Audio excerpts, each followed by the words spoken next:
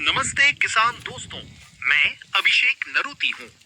खेती के काम में एग्रीकल्चरल कैलेंडर की अहमियत और उपयोगिता जाने। शास्त्रों और पुराणों में भारत में पुराने समय से खेती के लिए शुभ समय देखने का रिवाज दर्ज है। किसान फसल चुनने, बोने और काटने के लिए ग्रहों, तारों और चांद को देखते थे। हालांकि ये रिवाज धीरे धीरे कम होता गया। बायोडायनेमिक खेती का आइडिया विद्वान दार्शनिक डॉक्टर रुडोल्फ स्टेनर ने दिया था, जिसे कई देशों ने कमर्शियली अपनाया। बायोडायनेमिक खेती को ऑर्गेनिक खेती के नाम से जाना जाता है, जिसमें तारों की चाल के आधार पर खेती के तरीकों को साइंटिफिक तरीके से लागू किया जाता है।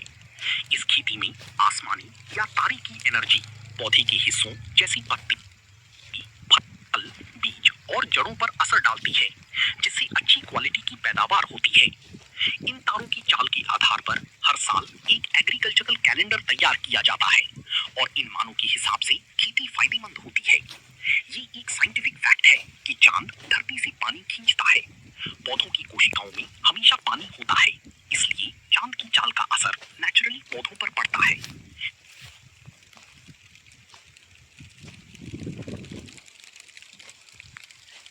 एग्रीकल्चरल कैलेंडर मुख्य रूप से चांद की चाल पर निर्भर करता है।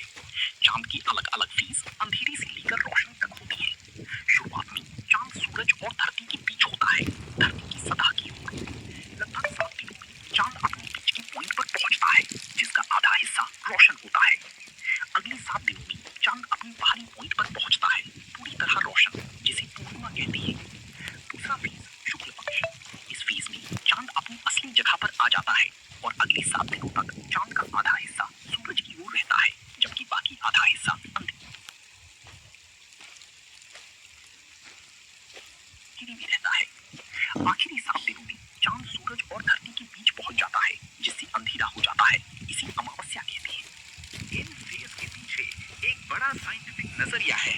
भारत में अलग अलग कामों के लिए पंचांग का इस्तेमाल किया जाता है।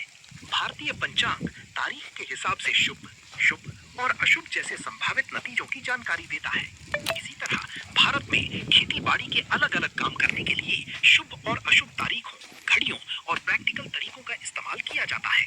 इस कैलेंडर या पंचांग का उपयोग कृषि में प्रकृति के सूक्ष्म प्रभावों से लाभ उठाने के लिए किया जा सकता है।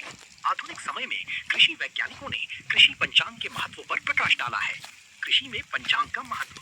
पूर्णिमा के दौरान चंद्रमा जल तत्व पर अपना सबसे अधिक आकर्षण डालता है। पृथ्वी के भीतर पानी और पौधे चंद्रमा के इस चरण के दौरान ऊपर की ओर बढ़ते हैं और अपने उच्चतम स्तर पर पहुंच जाते हैं।